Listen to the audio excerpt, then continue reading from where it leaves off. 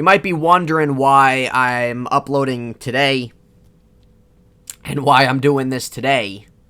Happy Monday, everybody. But if you didn't see my Facebook post, what happened was I recorded not quite an hour, but I recorded quite a long show yesterday. And once I went to edit and everything and get ready to upload, it's like the screen was like completely like blank and everything like that on me. So I'm like, you gotta be kidding me here. So here we are today on Monday where we're doing this and it's gonna be uploaded today because of what happened yesterday. So I'm like, you know what, dude, I put so much energy and time into yesterday. I'm just going to do it today because I couldn't re-say everything that I did on yesterday's show. I have no idea why my editing software did that, but things happen, I guess. What you going to do? So if you're wondering why this is going up today on Monday, there's your answer. But anyway, hope you guys had a good weekend. Hopefully you guys are enjoying your Monday, whether you're working, maybe you have a day off, you're just chilling back, relaxing. Maybe it's summer break for you. Regardless of what's going on, hopefully you're enjoying your Monday, everybody. Thank you for taking the time, tuning in to episode 18 of In Hindsight. We got some things to cover, some things to go over. But nonetheless, hopefully I can help make the start of your week maybe better than what it is. Because Mondays are, like the worst days of the week. I hate Mondays, so. But anyway, nonetheless, yeah, I want to say real quick, if you guys want to follow me on social media, Facebook, In Hindsight, Instagram, Nathan_Heinz, Twitter, Nate_Heinz, and if you guys want to interact, keep up with the channel. I know that on the outro of my videos, I have it up there, and I know I usually say at the end of the videos too, but just put it out there. If you guys want to just kind of keep up with everything, especially with the mishap that happened yesterday, feel free to do that. I always interact. I always reply back. If you guys want to, have some good sports discussion, everything like that, feel free to hit me up on there. Would love to. It's always a good time. But, yesterday and even a little bit today, I was watching some of the MLB draft. I don't know if you guys are watching it. This is actually the first time I actually took the time and watched the MLB draft, but the reason why I did was because the Pirates had the first overall pick, and I wanted to see who they were going to take, and we're going to briefly go into that later on in the show. Some things that happened in the draft, obviously not revolving the Pirates necessarily, just kind of the basis and all-around things that happened last night in round one, and I was even thinking about maybe just doing a separate episode. Well, really not an episode, but just kind of like a short little video, just kind of recapping some things in the MLB draft this week. We'll see, but again, kind of keep your eye out for that if I do that. If not, I'm still planning on trying to do some extra content this week. It really just kind of depends on what I have going on, what's the schedule going on. Like I said on yesterday's show, I'm trying to implement that into the schedule, doing some things during the week as well, aside from just the weekends. So, but anyway, we'll get into the MLB draft a little bit later on in the show. But I want to start off with, as you might see in the thumbnail, what this show is going to be kind of starting off with. ESPN, a few days ago, or really in the middle of the week, they came out with their own list of the top 10 safeties in the NFL. And a lot of times when ESPN puts certain lists out, it's absolutely terrible. And really, when anybody puts lists out, I mean, you're not going to please everybody. People are going to say, regardless, this list sucks. This list is garbage. There'll be some people that might agree. But nonetheless, ESPN and networks like that, a Fox, a CBS, things like that, a lot of times their lists that they put out are absolutely ridiculous. But I wanted to go over ESPN's list here. Now, I have seen the list already. And it was actually, I didn't see it yesterday. When I was actually recording yesterday, I was actually going through the list for the first time. But now since I've seen it, I know the list. Maybe you guys have seen it. If you haven't, I'll go over it. I'll kind of give my list a little bit into things. If you guys want to sound off in the comments, if you guys want to talk about maybe who you think are some of the best safeties, your top 10 list, how does it compare to mine? Let me know what you think about ESPN's list, because, most of the time these lists are garbage. But anyway, so at number 1 on ESPN's list, at number 1, okay, I don't disagree with this. I think most people probably wouldn't. I've seen things, once I kind of get 1, 2, and 3 going, and really kind of 1 through 4 in this list, and even a little bit as we go on, because I'm not going to say it right now, but I think most people can agree with this. Number 1 was Minkah Fitzpatrick on the Steelers. Now, I personally think he's the best, and I could give all reasons why, and I said this when I was recording yesterday, but I'm going to say it again. I could give reasons as to why whenever I make my list, when I tell you my list, I could give reasons as to why, a lot of reasons as to why I place these guys where I'm going to, but the thing is, it's going to be a really long-ass show. I don't really want that. Excuse me. I don't really want that. But I will give, some reasons as to why I'm putting these guys where they are. But Minkah was number 1 on ESPN's list, which I think a lot of people, okay, they won't disagree with. I don't disagree with that. He's actually number 1 on mine. But like I said, I'll get into that. And I'm trying to think, I personally didn't take the time to actually read the description. I just kind of went through. But number 2 on ESPN's list, I'm just going to kind of name the names from ESPN, then I'll kind of dive into detail on mine. Now, looking at this list again, actually, it's not just straight ESPN colleagues making this list together. It was actually a collaboration of NFL coaches, executives, things like that, and ESPN kind of tied it together and put it together. So it's not necessarily ESPN's list, but nonetheless, they put it out there. Coaches and everything like that kind of rounded things out. So number 2 is Justin Simmons from this ESPN list. Number 3 is Budda Baker, which he was ranked number 9 last year on this list and whatnot. So he's number 3, which I'm kind of surprised that he was actually put at number 3 for this, because I didn't really think that he would really get the recognition that he should have. So, number 4, Jamal Adams. He was number 1 last year in this ranking list. Number 5, Harrison Smith from the Vikings. He was number 2 last year. Number 6, Tyrann Mathieu from the Chiefs. He was number 6 again last year. Number 7, Kevin Byard. He was number 5. Number 8, John Johnson.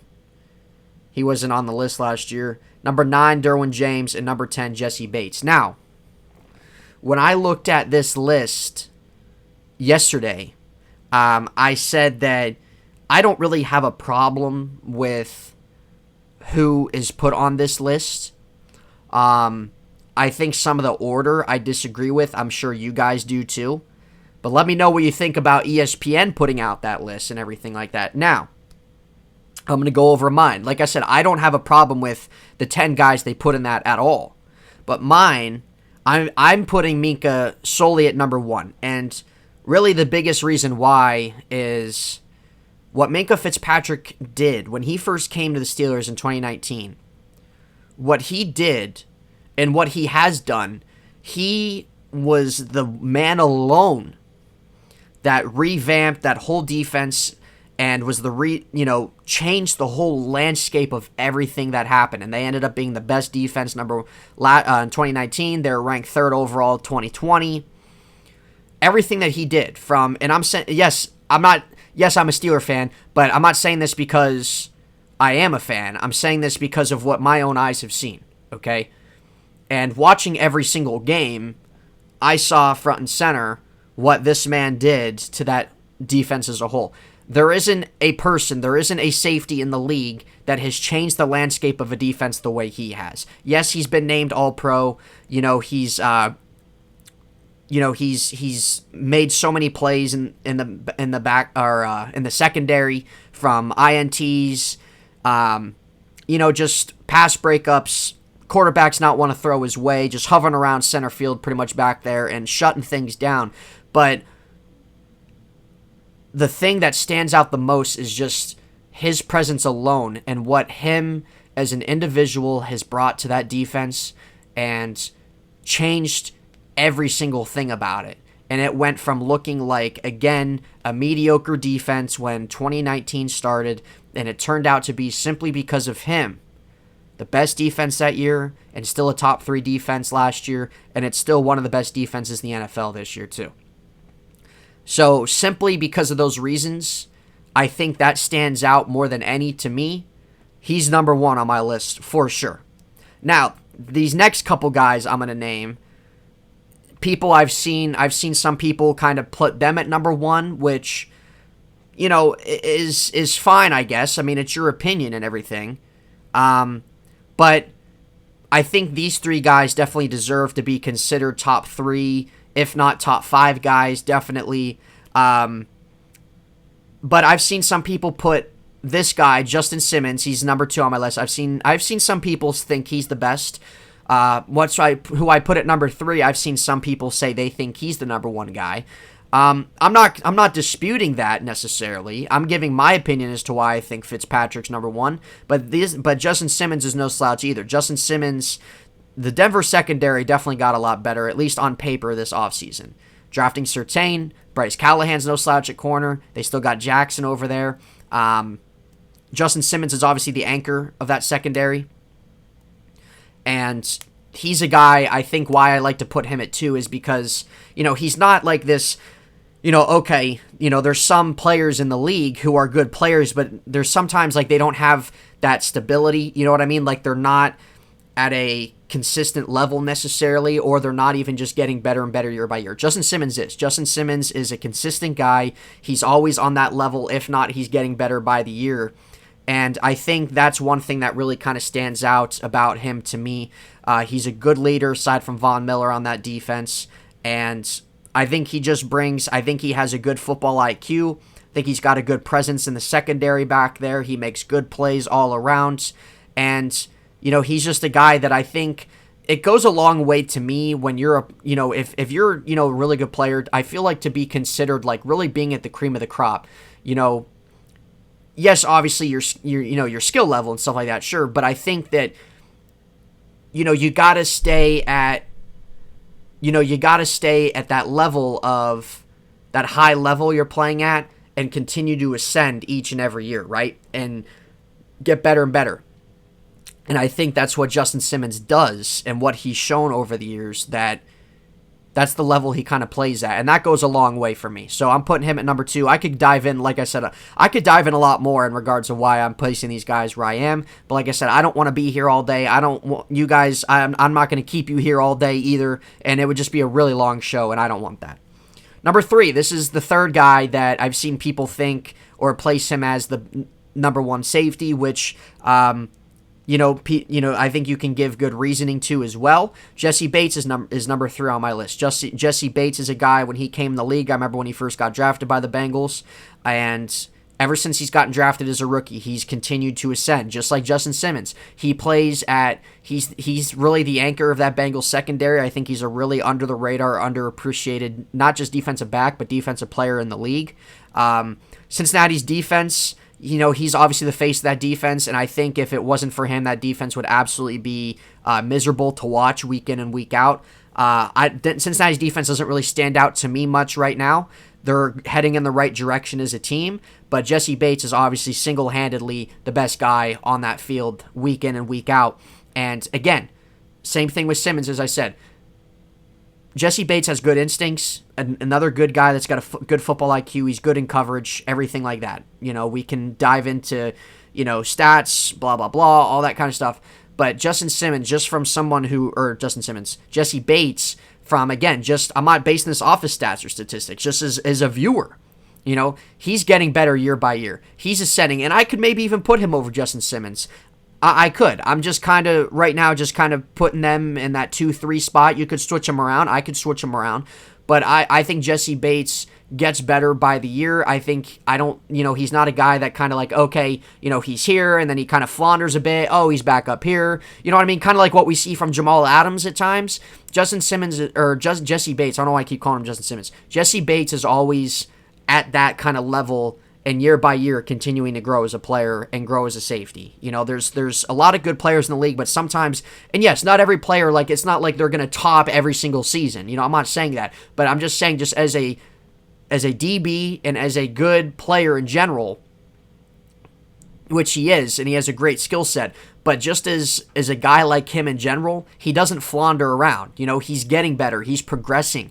You know what I'm saying? He's bringing a different element, I feel like, year in and year out as a safety. And so just as somebody, just from my own eyes, that's why I like to put him at number 3 because, he's ascending by the year. You know what I'm saying? Number 4, I'm going to put Budda Baker at number 4 on this. Budda Baker is really fun to watch, too. He's another guy who, really, since he started off his rookie year, he's gotten, better by the year. I don't think he's quite on the level of the 3 guys that I said. I don't think he's there quite yet, but he's been making the Pro Bowl a lot, which is a good thing, but, even later in the show, I'll talk about, you'll see later in the show why I say, what I'm going to say.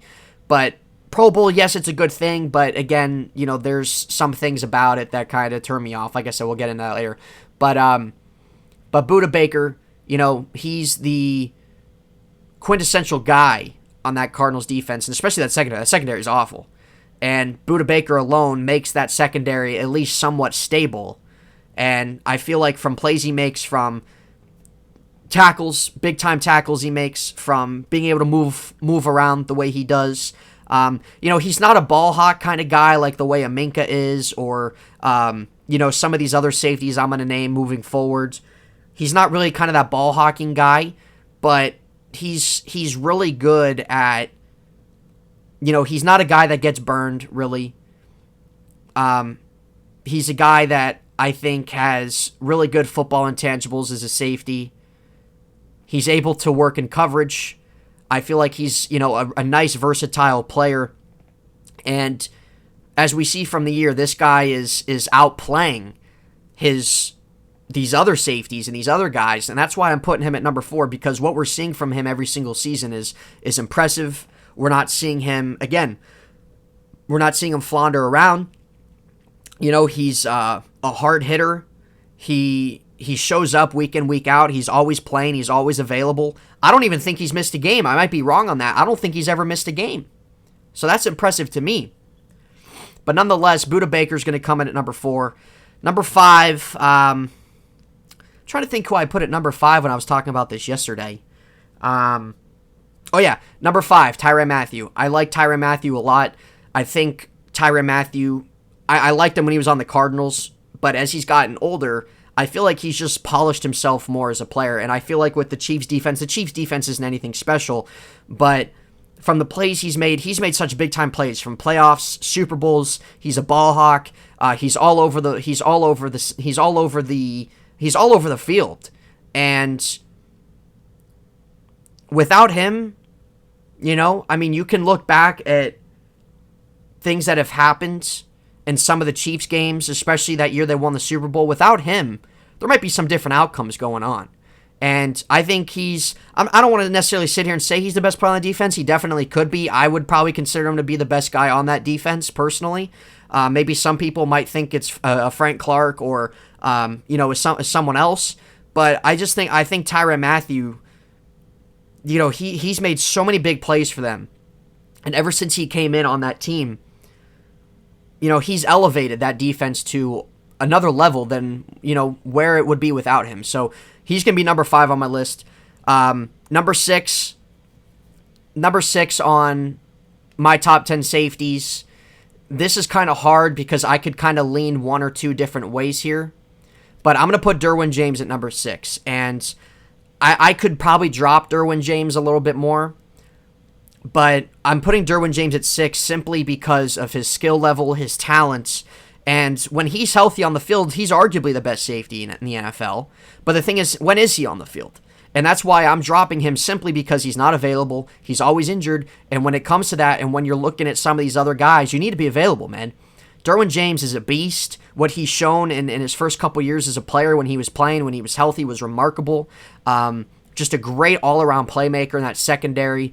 I think when he's healthy, he might be the best player on that Chargers defense for sure. He might be the best player on that team in general when he's healthy. And unfortunately, he hasn't been. He's had knee issues. He's had, I believe, an Achilles injury. Hopefully this season he's 100% and ready to go. But Darwin James, he's been very impressive since he came in the league, and it's just unfortunate that health issues have derailed him. So that's why he's going to be at number 6, and he's outside my top 5, simply because he's not available, and you need to be available. Number 7. I think I'm probably going to put Jamal Adams at number 7. Jamal Adams, when he was with the Jets, he was kind of viewed as maybe the best safety in the league. But Jamal Adams isn't really your typical kind of safety. You know, he gets to the quarterback, he rushes, he gets a lot of sacks as a safety. He can kind of play in that spot, but a lot of times he's more up front. But still, still his skill set and still what he offers defensively still definitely puts him as a top 10 guy. But he's just been a guy that's kind of been, up and down a little bit. I mean, he's a good player, but like what we've kind of seen the last couple years weren't really quite up to par as what we kind of saw him when he kind of first came in the league. But nonetheless, Seattle still has a really good player and a really good, I expect him to be in Seattle for quite a long time. But simply, kind of that floundering, you know what I mean? He's there, he's down here, he's there, he's down here. That's why I'm kind of dropping a little bit to number 7. Number 8, I'm going to put John Johnson at number 8. He signed with Cleveland. That was absolutely a big signing for them. John Johnson, you talk about an underrated safety in the league. He's definitely been one of them. He was an outstanding player for the Rams, ever since he got drafted, and he got better by the year. John Johnson, he's not on the likes of some of these other ball hawks or anything like that, but he's just a good all-around safety, I feel like. I feel like he just brings a lot, from tackling to helping things in the run, from, being able to be a solid player in coverage, you know what I'm saying? Not like he's not freaking burnt toast all the time. I think what kind of sets him apart from the other safeties, I think he's a guy that is just a good all-around safety. It's not just something, in particular here, like Marcus Peters, for example. Yes, he's not a safety, he's a corner, but like Marcus Peters is really good at picking off the ball. He's a great ball hawk. But the thing is, Marcus Peters struggles a lot in coverage. Sometimes he gets burnt quite a bit. So, John Johnson, I feel like, just a good all-around safe safety in the NFL. I'm trying to think, like, who else I'd kind of want to put in here. I mean, there's some other names I think that you could definitely put, like, I don't know. It's just like, I don't know. I know I made my list yesterday, but, like, I've just been so on the fence with some guys. I know one guy I kind of forgot to mention was Harrison Smith.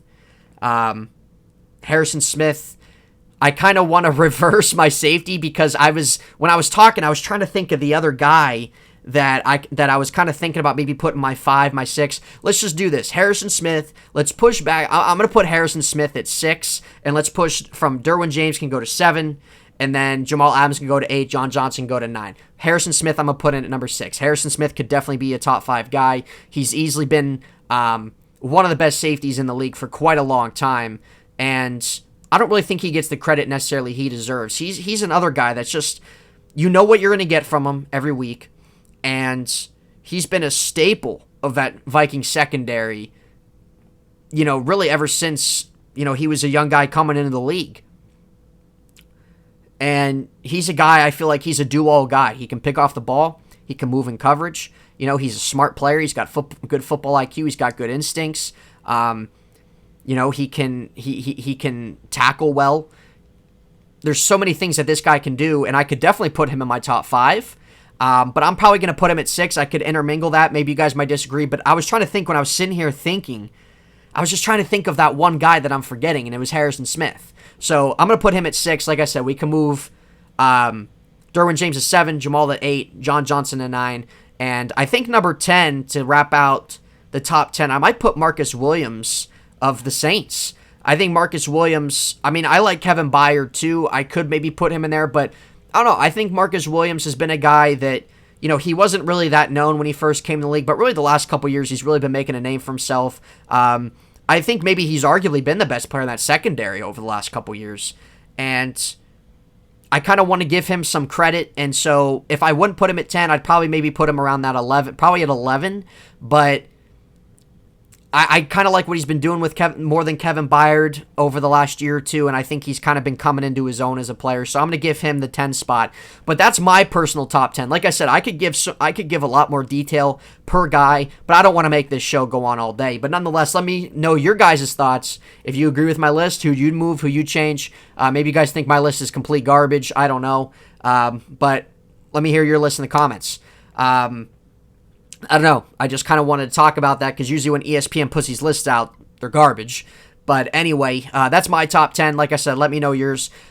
Also in the NFL, we got some news on Frank Clark and Barncavius Mingo, if I said his first name right. But anyway, Frank Clark, defensive end for the Chiefs. Mingo, he's kind of been around the league. He was drafted by Cleveland. He was recently with New England. He was released and cut. Frank Clark, man, I don't know what it is with some of these athletes in sports. Like, they play a game they love. They get paid phenomenally. And I just don't understand why you make these choices like this and these mistakes. Frank Clark, there was an Uzi found in the back of his car. And apparently he said it was his security's gun. Well, who's carrying around an Uzi? So anyway, it's just stuff like this. It's like, dude, you got to understand, like, you got to think, like, okay, there's a gun in the back of my car. What if I get stopped and somebody sees this? What can that do to my career? But some people don't really, some guys don't think that. Anyway, Frank Clark, I don't necessarily know all the details. There's still process, things are being gathered, but Frank Clark could face up to 3 years in prison for this stuff. His career might be derailed. I wouldn't be surprised if he's on the commissioner's list to start off the year where he's not playing until things get resolved. I really don't know. He's a good player. Nonetheless, though, you can't do this stuff, man. You got to be smarter than that. I don't care if it's your gun, if it's your agents, if it's your security guards. I really don't care. But you got to understand, as a football player and as somebody in your shoes, you have to be smarter than that. You got to see, like, you got to put better things into perspective and, like, okay, if something happens from this, I could be done. My career could be in jeopardy, and that's not even worth it. But maybe he wasn't thinking about that. Maybe he didn't care. I don't know. But we see too many times with these athletes where simple things like that and mistakes like that in situations like that happen. Not just necessarily being armed, but anything along those kind of lines where there's a situation going on and crap comes out of it. It's not good. And with Mingo, apparently he was charged with some kind of child endangerment, some kind of sexual misconduct with a child or something like that. I didn't dive into all the details. There's still things being gathered because this is kind of new going on, but it's not looking good for him, and I wouldn't be surprised if his career is done. I don't know who's going to sign that guy who is messing around with kids or doing anything in a sexual manner with any kind of child. I don't care what it is. Absolutely disgusting. And so, see you later, Mingo. Thanks for coming. And your career's done. So we'll see you later. Absolutely ridiculous, dude. I don't understand what goes through people's minds when it comes to anything regarding a child in any kind of endangering way. I just don't understand. I just don't understand. It's honestly mind-boggling to me. And who knows what's going to come out of that. I'm not making any judgments. Like I said, I don't think all the details have come out, but that's what's been reported. He was cut by New England, and, his career's looking like it's probably done. So, that's the news in regards of them. Now, switching out of the NFL because training camp is starting the end of this month, which I'm very excited about, and there's going to be a lot of things coming out of training camp, and I can't wait to cover it on this show. And going into the preseason, this is the last month without football, which is so exciting, and I just can't wait to cover everything. But transitioning out of the NFL, okay? Going into Major League Baseball, what I was saying about Budda Baker being, Pro Bowl, like, yes, it's a good accomplishment and stuff like that, but Mike Trout was named the starting center fielder for the Major League All-Star game tomorrow on Tuesday when the All-Star starters came out sometime last weekend or last week. Mike Trout was named the starter.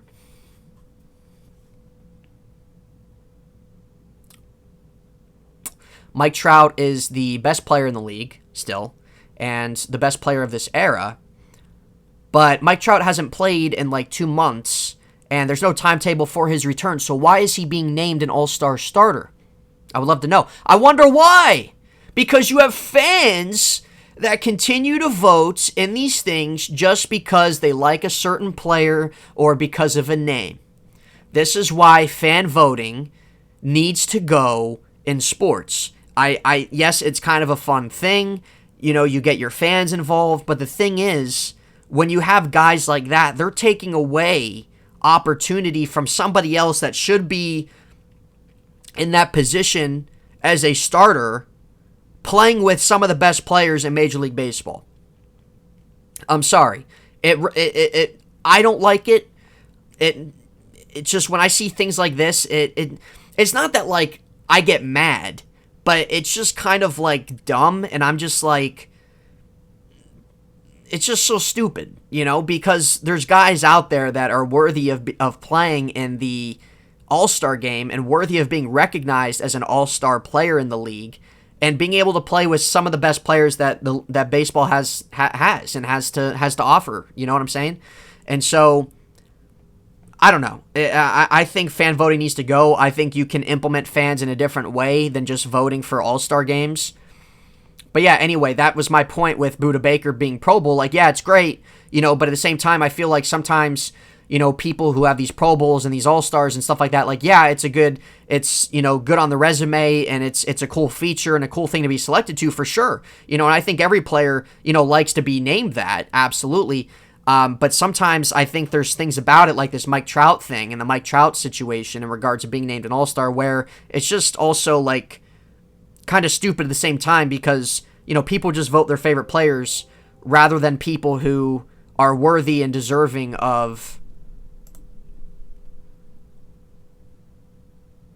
rather than voting players who are worthy and deserving of that feature, and that accomplishment. So that's just my opinion on it. But going with the Angels, Shohei Ohtani, man, what this guy's doing, he was just named the starter. Get this, he's just named the starter of the American League for the game tomorrow. He's in the home run derby tonight, and he's leading off as a designated hitter as well in the All-Star game, and that's absolutely amazing. And we haven't seen anything like this, folks. A guy like this who is such a great hitter, is leading the league in home runs. I mean, being a starting pitcher in general and then being a designated hitter is one thing that we haven't really seen, but let alone what this guy's doing where he's pitching an under 3 ERA last time I checked, and he's leading the league in home runs. He's probably going to win MVP. He's already hit like 34 home runs this season. He's on his way to maybe hitting 60 home runs. It's absolutely amazing what we're seeing, and it's honestly kind of a historic kind of thing, and it's just really cool, I think, that this is something we haven't seen before, and he's just a really special talent. And this is like really his breakout season. Because ever since he came into the league, he wasn't doing anything really as a pitcher. As a hitter, like, yeah, he was hitting home runs and stuff like that. But to this caliber, and as well to what he's pitching this caliber, is absolutely remarkable. So, Shohei Ohtani, just really impressive stuff what he's done this year. And he would definitely have my vote as MVP right now. But, with the Angels, it's like, it's crazy because they've had a lot of good talent over the years, even back when the early 2010s when they brought in Pujols and all that stuff. But they can never get it right, like they can't ever get over the hump and have a playoff run and try to really take advantage of Mike Trout's prime years. And they've honestly kind of wasted his career too, because Mike Trout hasn't had a playoff run, or anything like that. The Angels, I mean, they're usually a 500 below average team every year. So they really need to kind of get things going and get things figured out, because when you have a guy like Trout and Shohei Ohtani and even Anthony Rendon in the middle of your lineup, I mean, you got to do something here to be competitive in that division and to try to make the playoffs and try to win with these guys. And they haven't really done that. So that needs to change with the Angels. But yeah, I'm excited to watch the Home Run Derby tonight. I believe it's at 7:30 Eastern Time.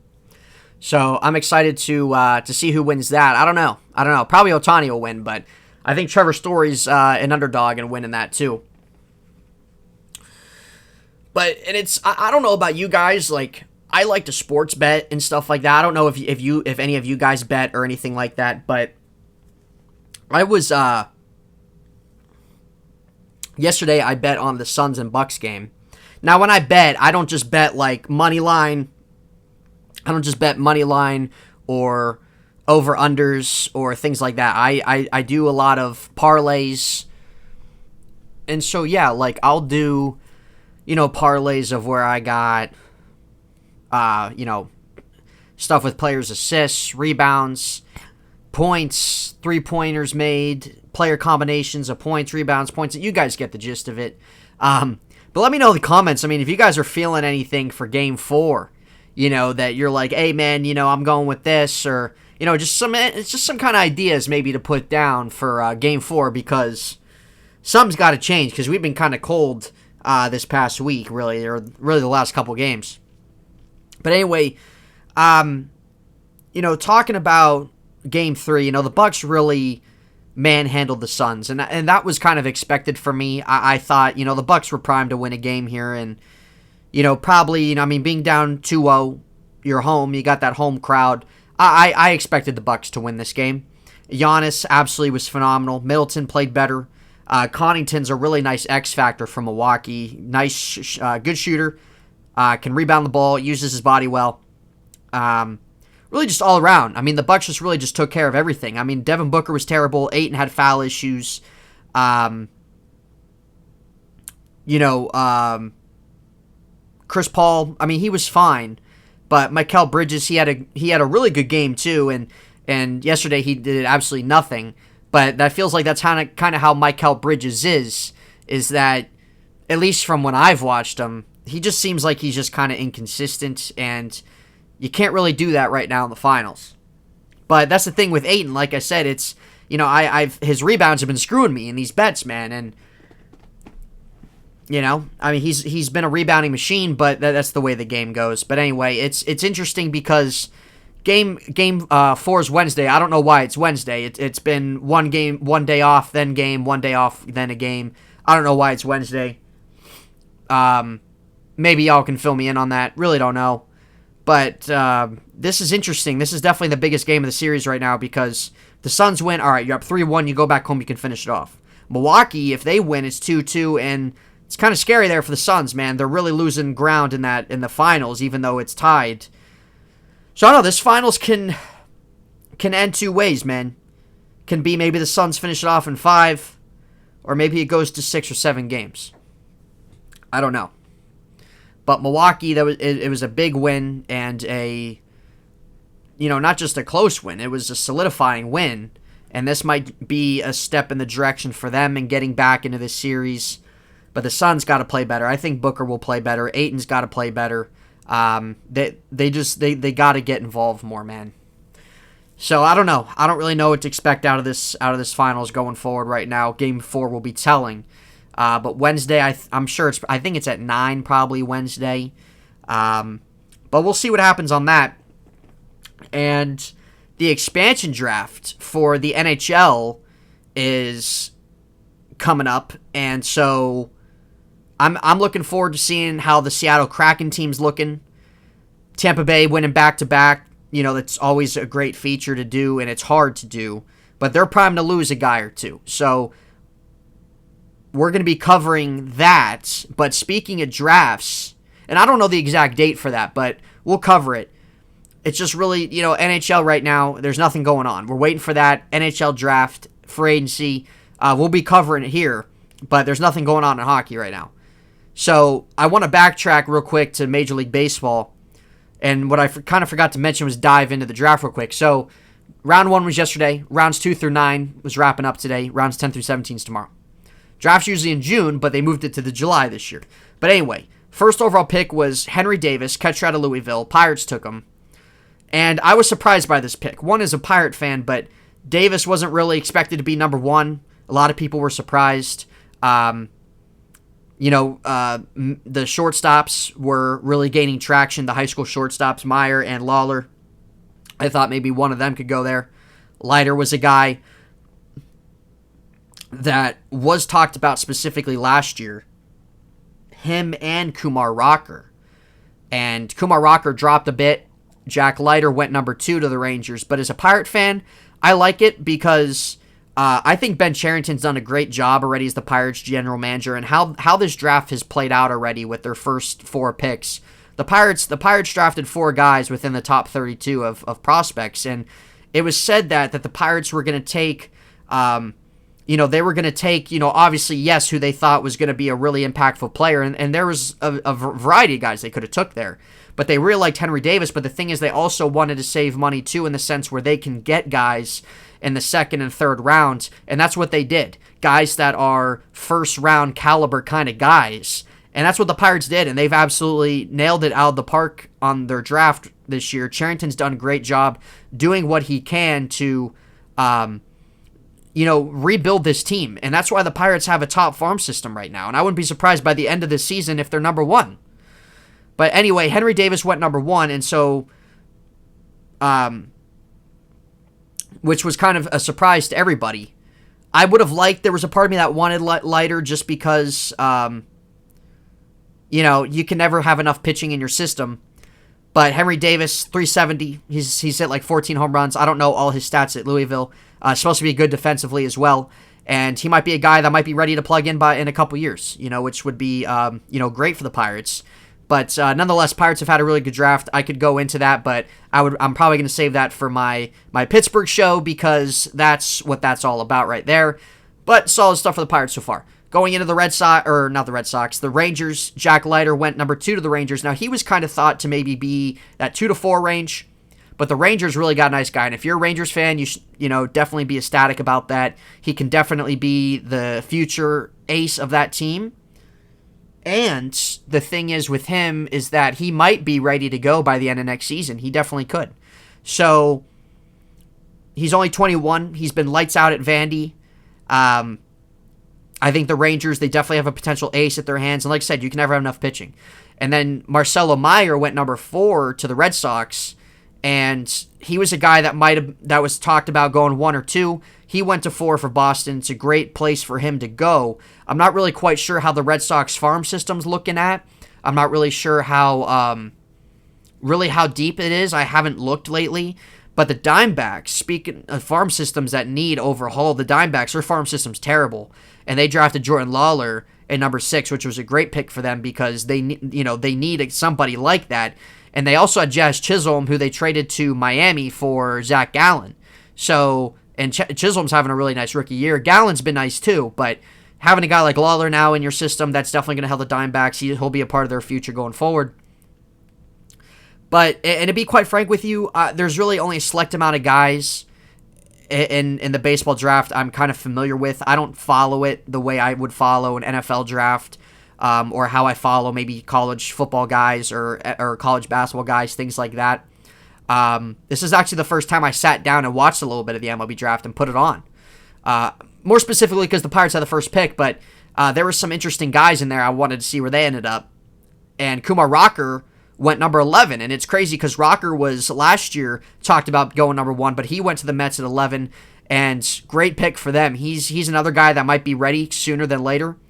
I love his name, but he's a beast at Vandy too. Him and Leiter, great 1-2 combo there. And the Mets, I don't think Mets fans could be any more ecstatic in getting a guy like that.